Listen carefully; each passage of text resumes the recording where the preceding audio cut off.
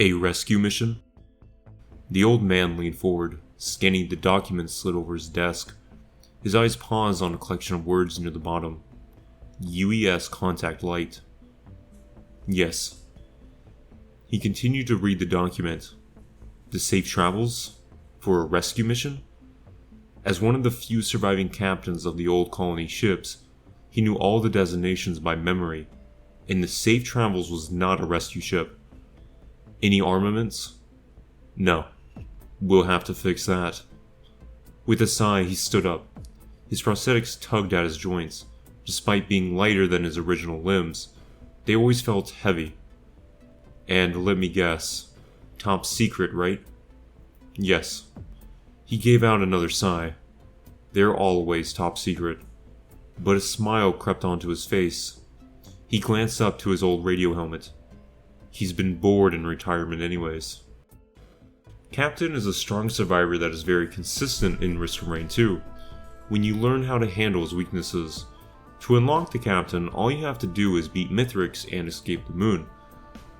To start, Captain's passive is defensive microbots, which shoot down nearby enemy projectiles within 20 meters every 0.5 seconds. Note, microbots will not protect you from Clay Templars, Lunar Chimera Wisp, Lesser Wisp, Stone Golems, or Stone Titans, but they will actively destroy Mushroom Spore Clouds, Ally Warships Units Supercharged Detonation Attack, Malachite Spike Pits, Overloading Elite Bombs, Wandering Vagrant's Homing Orb, Lunar Chimerian's Fiery Blaze, Beetle Queen's Acid Pools, and Imp Overload Shatter Spikes. This is one of the best passes in the game. Completely ignoring most enemy projectiles is a big game changer, but note that you are not invincible to enemy projectiles.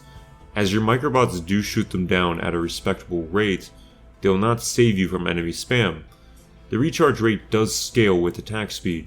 It is technically an item and can be scrapped, but by doing so, you'll lose it completely. Any drones recruited by a captain will also gain a microbot. Captain's primary, Vulcan Shotgun, which fires 8 pellets each doing a whopping 120%. You may also charge the attack, which narrows the spread. To top it off, each pellet has a proc coefficient of 0.75. In simpler terms, each pellet that hits an enemy has a high chance of proccing items, like Ukulele and ATG for example. Attack speed affects the charging as well, making it one of the best primaries in the game. On the flip side, Captain has one of the worst secondaries in the game, Power Taser, which causes a shocking effect to non-boss's enemies, which stuns them for 5 seconds, or if the target takes more than 10% of their maximum health and damage, and deals a base damage of 100%.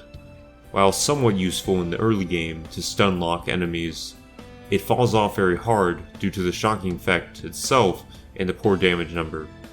Picking up Hooks of Heresy later on in the run is usually the better choice to give the Captain for better crowd control.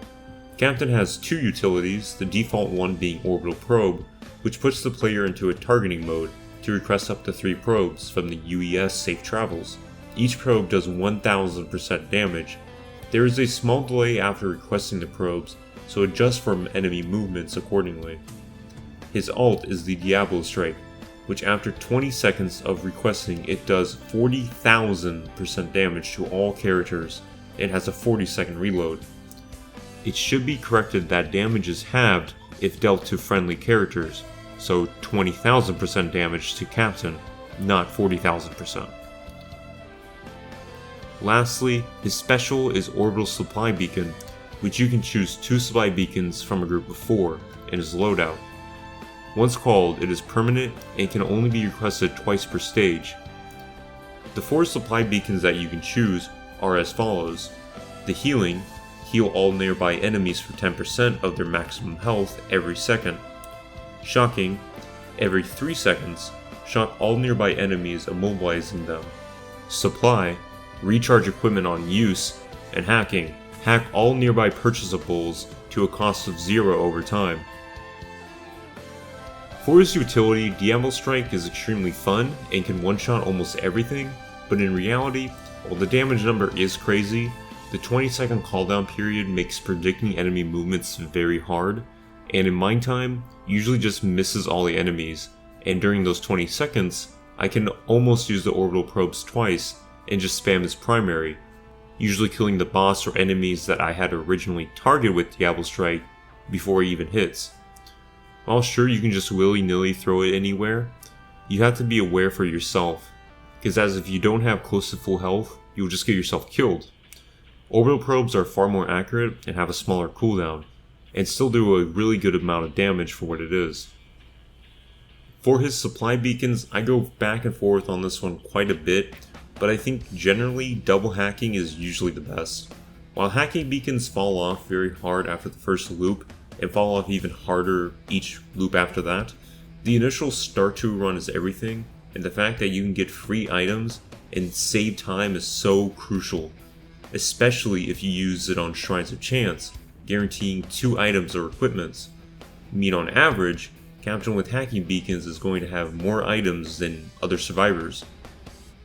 Note, to mention on top of all this, you can use the hacking beacons to unlock the legendary chests for free on Southern Grove and Abysmal Depths. A close second is the shocking beacons. Putting these up in choke points or around the teleporter can perma-lock enemies that walk into them. It is a really good and I think is very underrated, and for looping I think shocking is better because you can actually use it, but for me the setup that you get with hacking beacons outweighs the pros of shocking. For item synergies, I'm going to start with common and then work the way down. Gasoline, energy drink, lens-maker glasses, mocha, Paul's goat hoof, soldier's syringe, tri-tip dagger, and tougher times never hurts. For uncommon items, ATG, harvester scythe, hopu feather, the bands, predatory instinct, ukulele, wax quail, and will-o-wisp.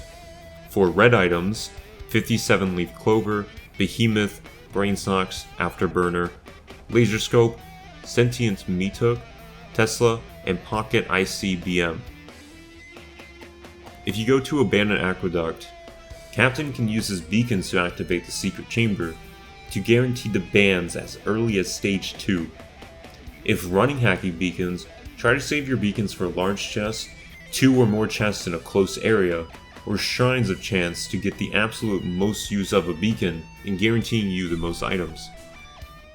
Captain cannot use his utility or special in any of the Hidden Realm stages, Void Fields, and Gilded Coast.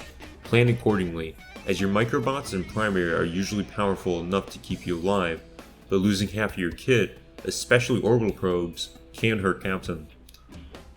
All drones summoned by the backup equipment will have microbots. On top of that, if you give the backup to an equipment drone, the same will apply.